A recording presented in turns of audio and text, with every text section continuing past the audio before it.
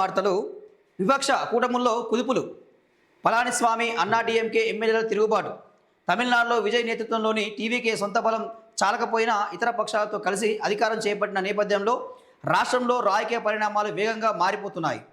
5 దశాబ్దాలుగా రాష్ట్రాన్ని ఏలుతూ వచ్చిన 2 ప్రధాన కూటముల్లో చీలికలు వస్తున్నాయి. అన్నా డీఎంకే వంటి బలమైన పార్టీలో నాయకత్వ పోరు మొదలై వర్గాలు ఏర్పడ్డాయి.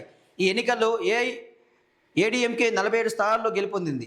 టీవీకేకు మెజార్టీ ఎమ్మెల్యేలు లేనందున ఆ పార్టీకి మద్దతు ఇవ్వాలని మాజీ మంత్రి ఎమ్మెల్యే సివి షణ్ముఖం నేతృత్వంలో 36 మంది అన్నా డీఎంకే ఎమ్మెల్యేలు ప్రత్యేక శిబిరం పెట్టారంటూ ఇక్కడ ప్రధానమైన వార్త వస్తుంది. ఇక తమిళనాడు పాలిటిక్స్ సంబంధించి తమిళనాడు పాలిటిక్స్ సంబంధించి ఒక వార్త ఏదేమైనా స్టాలిన్ రేపు 13 తారీఖు నాడు ఆయన బల నిరూపణ నిరూపించుకోవాలి అసెంబ్లీలో.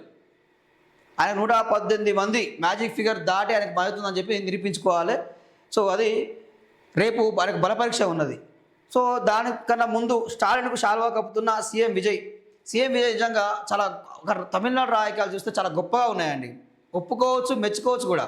సో ఇక్కడ జంపింగ్ జిమాంగ్ లేవు, గోడమ పీలేక లేరు. ఏ పార్టీ వాళ్ళు ఆ పార్టీలో స్థిరంగా ఉన్నారు, ఏ పార్టీలో ఉన్న వాళ్ళు ఆ పార్టీలో స్థిరంగా ఉన్నారు.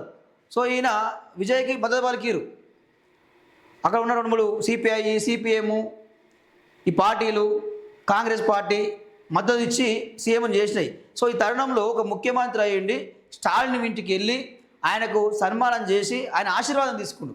గొప్ప విషయం ఏంటంటే ఒక ముఖ్యమంత్రి అయ్యిండి కూడా ఒక స్టార్ హీరో అయ్యిండి కూడా ఆయన స్టాలిన్ కాళ్ళు మొక్కి ఆశీర్వాదం తీసుకుంటే నిజంగా గొప్ప మనసు విజయ్, చాలా గొప్పది. ఇదే మన దగ్గర అయితే తెలంగాణలో అయితే ఇక కాలు మొక్కిన అంటే ఇక రకరకాల వార్తలు వచ్చేటివి.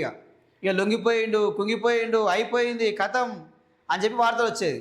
సో అట్లా ఉందా రాజకీయాలు చేయాలని చెప్పి కోరడం జరుగుతూ ఉంది.